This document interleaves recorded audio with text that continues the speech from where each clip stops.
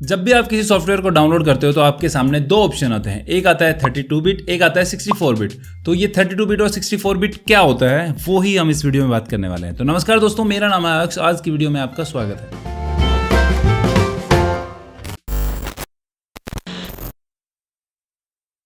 Guys, आपने जब भी सी ड्राइव को एक्सेस किया होगा तो आपने नोटिस किया होगा कि उसमें दो तरह के फोल्डर में मिलते हैं, एक है प्रोग्राम फाइल्स और एक है प्रोग्राम फाइल्स x86। तो इसमें क्या होता है, जो प्रोग्राम फाइल्स होता है वो होता है आपका 64 बिट और जो x86 होता है वो होता है आपका 32 बिट।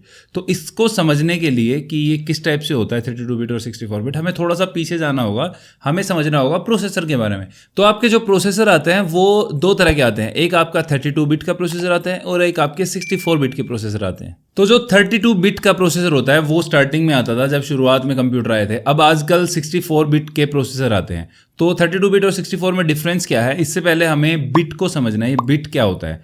तो बिट बेसिकली क्या होता है, ये होता है कि कितने साइज का डेटा टाइप आप प्रोसेस कर सकते हो एक टाइम में। ये होता है आपका बिट का जो सीन रहता है। तो इसका मतलब ये है कि जो आपका 64 बिट का प्रोसेसर है वो 32 बिट से फास्टर भी है और बेटर भी है।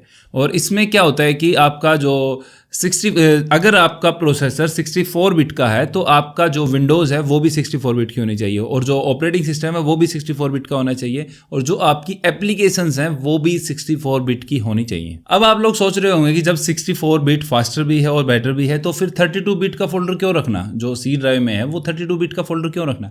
तो इसमें क्या होता है कि आपके कुछ सॉफ्टवेयर जो हैं, जो एप्लीकेशंस हैं वो पुराने टाइम की है, मतलब उस बेस पे बनाते हैं। वो जो आप सॉफ्टवेयर आप इंस्टॉल करते हो तो वहाँ पे पूछता है 32 बिट या 64 बिट, और कई बंदों के जो है सॉफ्टवेयर वो 64 बिट सपोर्ट नहीं करते।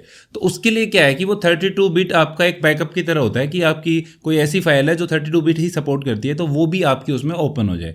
और अगर आपको 64 बिट का ही चाहिए, 64 बिट का ही आपका एप्लीकेशन आपको चाहिए, तो उसके लिए आपका ऑपरेटिंग सिस्टम भी 64 बिट होना चाहिए और आपकी विंडोज जो है वो भी 64 बिट होनी चाहिए। तो आपका प्रॉपर बढ़िया फास्ट काम करेगा। तो अगर आपका प्रोसेसर 64 बिट का है और आपका जो ऑपरेटिंग सिस्टम है वो 64 बिट का है तो आपको यहाँ पे दो फोल्डर मिलते हैं, एक है प्रोग्राम फाइल्स का और एक है प्रोग्राम फाइल x86 का, जो 32 बिट के लिए होता है। जो पहले वाला है वो 32 बिट के लिए होता है।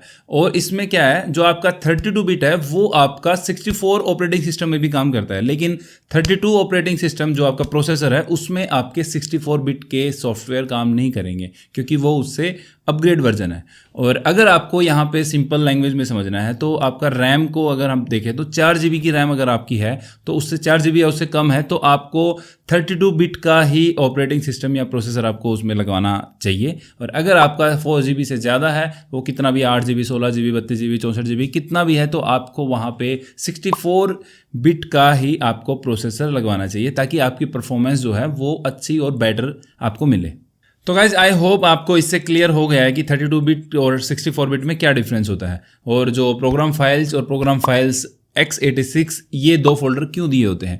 और आपको अगर पूरा यूज़ करना है, अच्छे से काम करना है, न्यू टेक्नोलॉजी के साथ आपको काम करना है तो आपको 32 बिट का प्रोसेसर और ये ऑपरेटिंग सिस्टम वो नहीं रखना, आपको 64 का ही रखना है।